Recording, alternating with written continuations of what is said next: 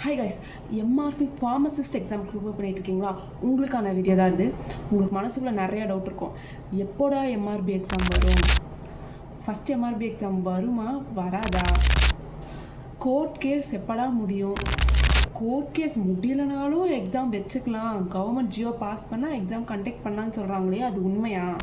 நம்ம எப்படி எக்ஸாமுக்கு ரெடி ஆகிறது, எப்படி எக்ஸாமுக்கு ப்ரிப்பேர் பண்ணுறது, எவ்வளோ கட் ஆஃப் இருந்தால் இந்த முறை நமக்கு ஜாப் கிடைக்கும், இதை பற்றின ஃபுல் இன்ஃபர்மேஷன் இந்த வீடியோவை சொல்ல போகிறேன். மறக்காமல் சப்ஸ்கிரைப் பண்ணிவிட்டு ஃபுல் வீடியோவை பாருங்கள்.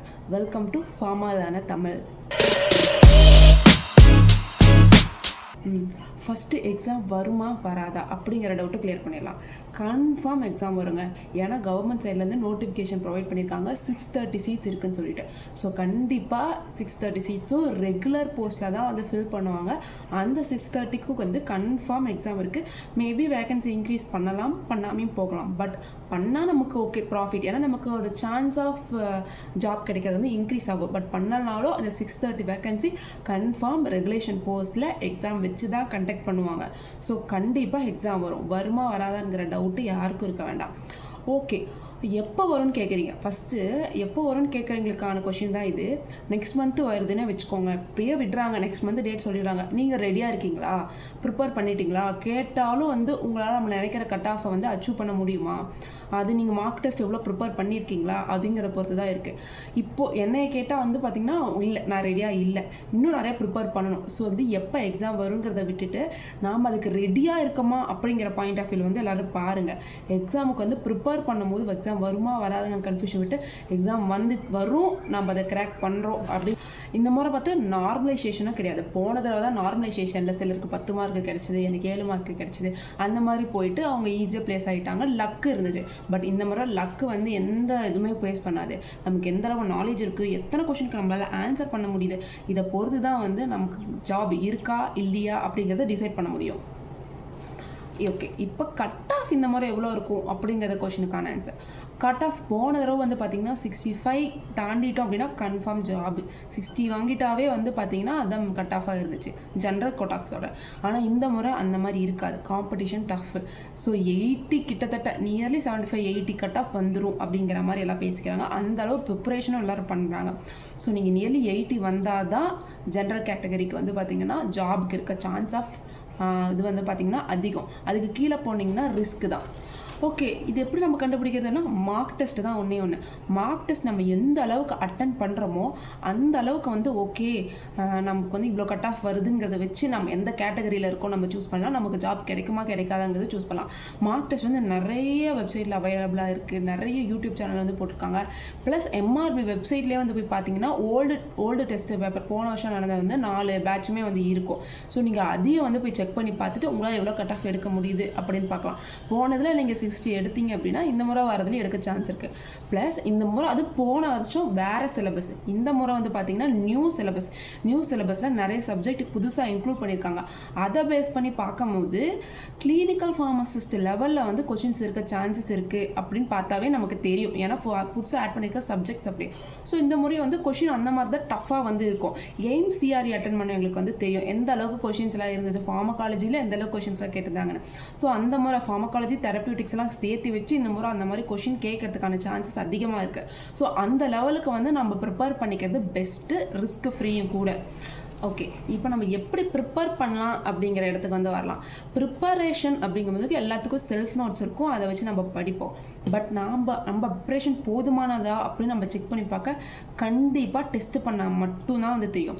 நிறைய இடத்துல வந்து பார்த்திங்கன்னா யூடியூப்பில் ஜிடிசிலாம் ஃப்ரீ டெஸ்ட் நிறைய அவைலபிளாக இருக்குது. நானும் அதெல்லாம் போட்டு பார்த்தேன். பார்க்கும்போது நல்லாவே தெரிஞ்சிச்சு. கொஷின் வந்து ரொம்ப ஈஸியாக இருந்தது. நம்ம படித்து பாயிண்டே தான் இருக்குது. ஸோ நம்ம அப்படி படிக்கும் போது வந்து பார்த்திங்கன்னா டஃப்பு, காம்படிஷன் ஹெவி டஃப்பாக இருக்குது. ஸோ அதெல்லாம் வந்து சுத்தமாக பத்தாது. நாம் படிக்கும் போது எவ்வளோ கொஷின் டஃப்பாக இருக்குது, கொஷின் பேப்பர் பார்க்கும்போது நமக்கு ஓகே புது பாயிண்ட்லாம் நம்ம எந்த அளவுக்கு தெரிஞ்சுக்கிறோம். ஆல்ரெடி படிச்சிருக்கோமே ஆனால் எனக்கு ஆன்சர் தெரியலையே அப்படிங்கும் போது ஓகே நம்ம ப்ரிப்பரேஷன் பத்திரன்னு அர்த்தம். பட் நம்ம ஒரு கொஷின் பேப்பர் பார்க்கும்போது புது பாயிண்ட் அதிகமாக தெரிஞ்சுக்கிட்டோம் அப்படின்னா அந்த கொஷின் நமக்கு எக்ஸாம்ஸில் வரதுக்கு சான்சஸ் இருக்குது. அது ரிலேட்டாகவும் வரதுக்கு வந்து சான்சஸ் இருக்குது.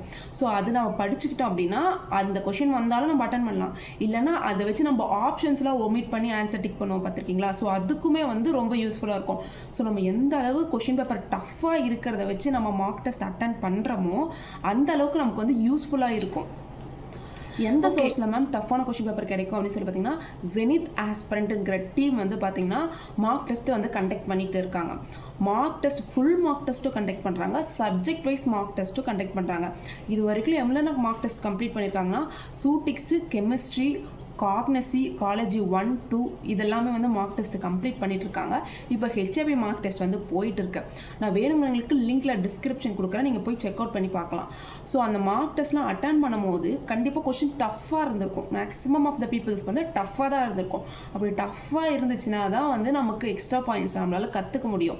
ப்ளஸ் ஃபுல் மார்க் டெஸ்ட்டில் வந்து பார்த்தீங்கன்னா கீழே வந்து ஆன்சர் பண்ணி முடித்த உடனே லாஸ்ட்டாக ஆன்சர் கொடுத்துருக்காங்க, ஆன்சர் கீயும் கொடுத்துருக்காங்க. ஸோ அதை வந்து நமக்கு ரொம்ப யூஸ்ஃபுல்லாக இருக்கும். அதை வச்சு நம்ம வேறு சோர்ஸில் போய் தேடாமல் ஓகே நம்ம ஆன்சர் ஈஸியாக லேர்ன் பண்ணி நம்ம நோட் பண்ணி வந்து வச்சுக்கலாம். ஸோ அந்த ஃபுல் மார்க் டெஸ்ட் அட்டன் பண்ணுறவங்களுக்கும் ரொம்ப யூஸ்ஃபுல்லாக இருக்கும். இது இல்லாமல் அவங்க கிளாஸஸும் ப்ரொவைட் பண்ணியிருக்காங்க. கெமிஸ்ட்ரி கிளாஸஸ் வந்து வீக்லி ட்வைஸ் நடத்துகிறாங்க. தென் தமிழ் கிளாஸஸ் வந்து நடத்திட்டு இருக்காங்க. எனக்கு தெரிஞ்சு தமிழ் எம்ஆர்பி ஃபார்மசிஸ்ட்டுக்காக தமிழ் கிளாஸ் நடத்துகிறவங்க வந்து பார்த்தீங்கன்னா ஜெனித் ஆஸ்பிரண்ட் மட்டும்தான் நடத்திட்டு இருக்காங்க. ப்ளஸ் தமிழ் டெஸ்ட்டும் வந்து ப்ரொவைட் பண்ணியிருக்காங்க. வீக்லி 2 கிளாஸ் தமிழும் ப்ளஸ் தமிழ் டெஸ்ட்டும் வந்து ப்ரொவைட் பண்ணியிருக்காங்க. இலக்கணத்துக்காக நடத்திட்டு இருக்காங்க. ஸோ இது வந்து ரொம்ப பெஸ்ட்டாகவே இருக்கும். ஃப்ரீ கொஷின் பேப்பர் சாம்பிளும் அவைலபிளாக இருக்குது. நான் டிஸ்கிரிப்ஷனில் கொடுக்குறேன், நீங்கள் செக் பண்ணி வந்து பாருங்கள். ஸோ அதை பார்க்கும்போது நமக்கு தெரியும் கொஞ்சம் இந்த முறை தமிழில் வாஷ் அவுட் ஆகி நம்ம போகிறதுக்கு நிறைய சான்சஸ் இருக்குது. ஏன்னா ஹெவி காம்படிஷன். தமிழ் கொஞ்சம் டஃப்பாக கேட்டாங்கன்னா நம்ம ஈஸியாக வாஷ் அவுட் ஆகிடலாம்.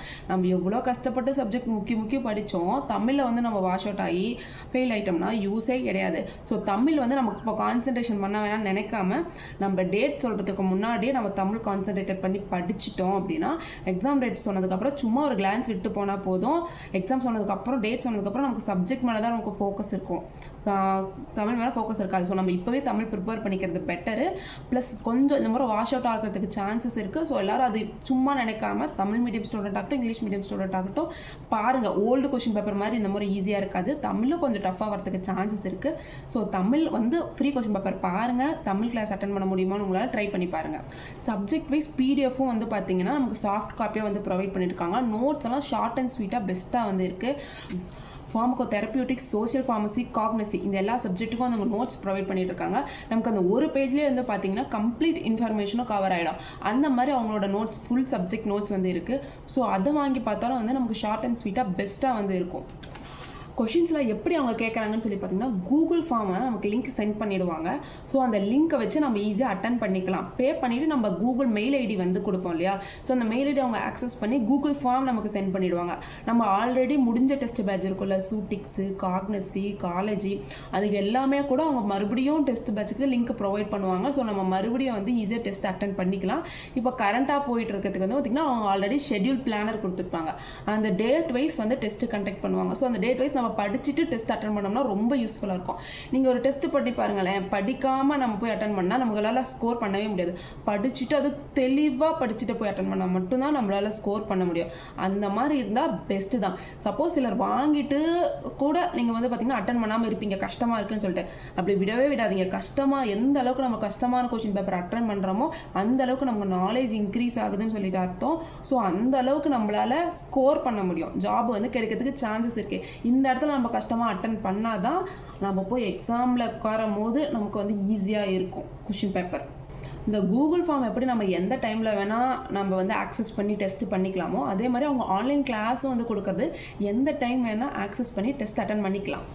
இந்த ரிவிஷன் பூஸ்டர் நோட்ஸ்லாம் வந்து பார்த்தீங்கன்னா நம்ம ஆல்ரெடி நிறைய கதையாக படிச்சிருப்போம். இப்போ ஃபார்மா காலேஜ்னு எடுத்திங்கன்னா திருப்பாதி எடுத்துகிட்டு கதையாக படிச்சிருப்போம். ஆனால் இந்த ரிவிஷன் பூஸ்டர் நோட்ஸ் வந்து பார்க்கும்போது ஜஸ்ட் சிம்பிளாக நம்ம ஒன்ஸ் படிச்சுட்டு போனாவே போதும். அதுலேயே கீ பாயிண்ட்ஸ் எல்லாம் கவர் ஆகிருக்கும். ஸோ கீ பாயிண்ட்ஸ் தான் மெயின். கீ பாயிண்ட்ஸ் வச்சு நம்ம ஈஸியாக கொஷின்ஸ் வந்து அட்டன் பண்ணலாம்.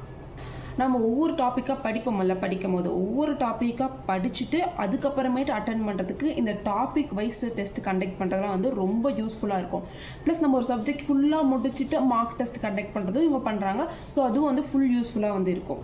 இந்த பூஸ்டர் நோட்ஸ்ன்னு சொன்னல, இதெல்லாம் எவ்வளோக்கு ப்ரொவைட் பண்ணிட்டு இருக்காங்கன்னு பார்த்தீங்கன்னா ஃபார்மகோ தெரப்பியூட்டிக்ஸ் வந்து 200 ரூபீஸ்க்கு ப்ரொவைட் பண்ணிட்டு இருக்காங்க.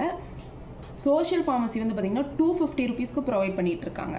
கெமிஸ்ட்ரி ஆன்லைன் கிளாஸ் வந்து பார்த்தீங்கன்னா 350 ருபீஸ்க்கு ப்ரொவைட் பண்ணிட்டு இருக்காங்க. இந்த டெஸ்ட் அட்டன் பண்ணுறவங்க வந்து பார்த்தீங்கன்னா பே பண்ணி கரெக்டான மெயில் ஐடி வந்து கொடுங்க. ஏன்னா நிறைய பேர் ராங் மெயில் ஐடி கொடுத்துட்டு ரொம்பவே வந்து சஃபர் ஆகிறாங்க. ஸோ கரெக்டான மெயில் ஐடி கொடுத்தா மட்டும்தான் நம்மளால் ஈஸியாக அந்த லிங்க்கை வச்சு நம்ம அக்சஸ் பண்ண முடியும். நம்ம எக்ஸாமுக்கு ப்ரிப்பேர் பண்ணணும்னா எல்லாரும் ஒன்று ஞாபகம் வச்சுக்கோங்க, ப்ரிப்பரேஷன் ஸ்ட்ராங்காக இருக்கணும். எவ்வளோ ஈஸியான கொஷின்ஸ் வந்து படிச்சுட்டு நம்மளே படிச்சிட்டோன்னு சொல்லி நம்ம யாரும் ஏமாற்றிக்காதீங்க. இவங்களோட ஃபுல் டீட்டெயில்ஸும் நான் வந்து டிஸ்கிரிப்ஷனில் கொடுக்குறேன். தேவைப்படுறவங்க வந்து செக் பண்ணி வந்து பார்த்துக்கலாம். தேங்க்யூ ஃபார் வாட்சிங் ஃப்ரெண்ட்ஸ். இது எம்ஆர்பி ஃபார்மசிஸ்ட்க்கு ப்ரிப்பேர் பண்ணிட்டு இருக்க உங்கள் ஃப்ரெண்ட்ஸுக்கு வந்து இதை ஷேர் பண்ணுங்கள். நீங்கள் மார்க் டெஸ்ட் அட்டன் பண்ணுறீங்களா, அட்டன் பண்ணால் எவ்வளோ மார்க் கிடைக்கிது, உங்களுக்கு எவ்வளோ கட் ஆஃப் இருக்குது அப்படிங்கிறத கீழே கமெண்ட் பண்ணுங்கள். ஸோ நம்ம எத்தனை பேர் ப்ரிப்பேர் பண்ணுறோம் அப்படிங்கிறத வந்து நம்ம தெரிஞ்சுக்கலாம். தேங்க்யூ ஃபார் வாட்சிங் ஃப்ரெண்ட்ஸ். பாய்.